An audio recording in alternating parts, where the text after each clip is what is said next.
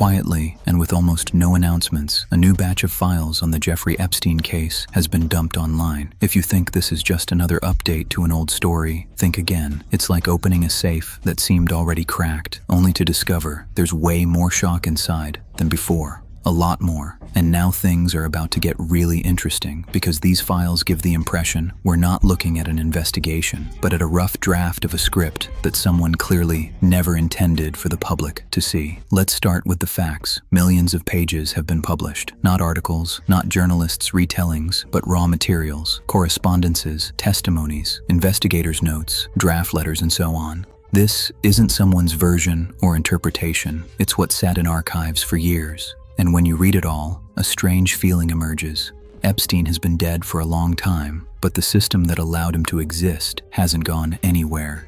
Onto the news that personally made my eyebrows shoot up. In one of the compilations of materials, journalists found a mention that certain investors are discussing the possibility of starting World War III. The date, February 8th, 2026. No joke, it's written exactly like that. Discussion of global conflict scenarios as an investment risk or opportunity. Just in case, don't make any plans for the weekend in February yet. That's a joke, but honestly, a very nervy piece of news. And it's important to clarify, this doesn't mean anyone scheduled a war. It means that in correspondences among people with massive money and influence, a global conflict is discussed not as a hypothesis or scenario, but practically as an agenda item.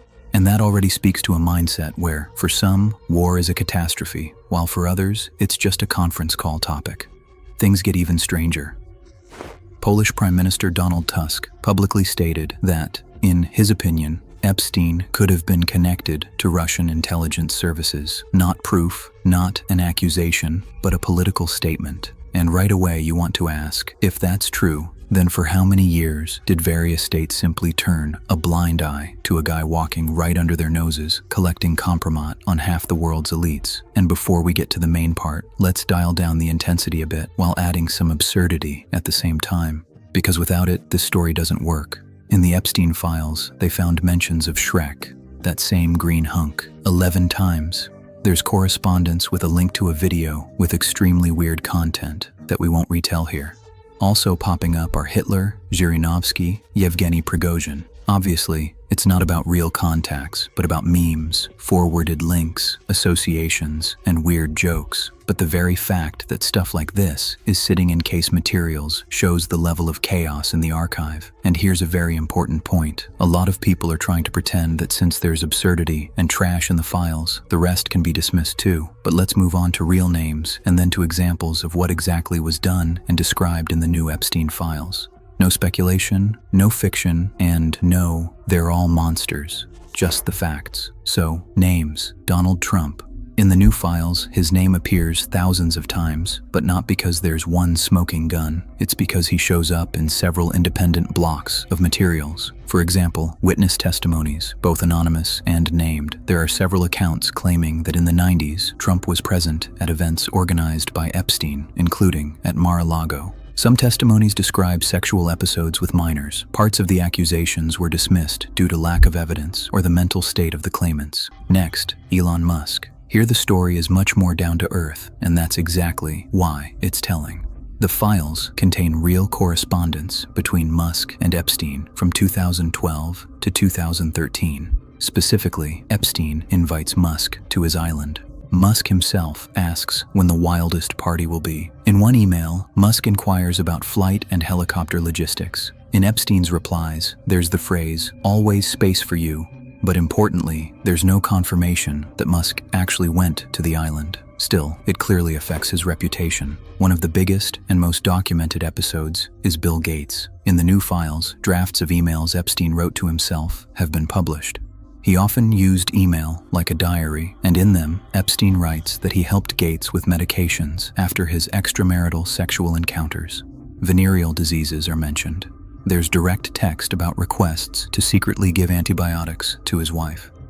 In the next case, no new crimes were found, but lies were. Prince Andrew. The files contain correspondence between Epstein and someone under the pseudonym Duke, the context, style, and details match Prince Andrew. The correspondence continues after Andrew publicly claimed he cut ties with Epstein. Meetings are mentioned, even a possible dinner at Buckingham Palace. This doesn't prove a new crime, but it does prove Andrew misled the public. One of the most unpleasant moments involves Steve Bannon. The files have correspondence between Bannon and Epstein. They're discussing a documentary project whose goal was to improve Epstein's reputation. This happens after his conviction for crimes against minors. So, one of the key US political strategists consciously participated in an attempt at whitewashing, Ghislaine Maxwell. The new files strengthen her role.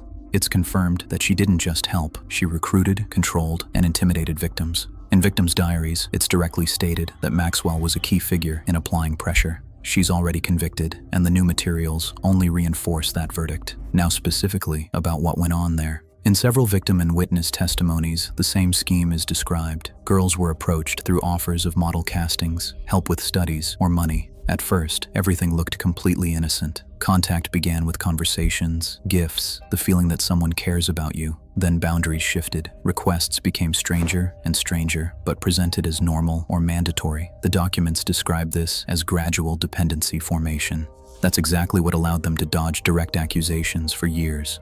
The new files also emphasize that Epstein rarely acted directly. He almost always used intermediaries, most often women from his circle. This reduced legal risks. If something surfaced, you could always say, "I didn't even communicate personally." In victims' testimonies, it's directly stated that key instructions were often passed not by Epstein himself, but by third parties. This is important because it explains why it was so hard to gather direct evidence. There are accounts that after intimate episodes, girls were directly or indirectly made to understand it was better to stay silent. Not always outright threats. More often conversations like, "You understand who we're dealing with." Organization of closed events with strict guest selection. Testimonies mention closed parties where random people weren't allowed. Guests were vetted in advance. Phones might be taken away. People with money, connections, and influence were present. Importantly, not every such event involved crimes, but the structure itself showed everything was done to minimize leaks. That's why almost nothing came out for decades. In correspondences and testimonies, money constantly comes up. Someone's housing was paid, someone's education, someone's treatment. Formally, it's help, but in reality, it's a control tool. In one victim's diary, she writes that she saw no real way to leave because everything, housing, food, documents, was tied to Epstein's circle. And here's the most important question, and it's no longer about Epstein. How many more such stories are still sitting in archives waiting for their release?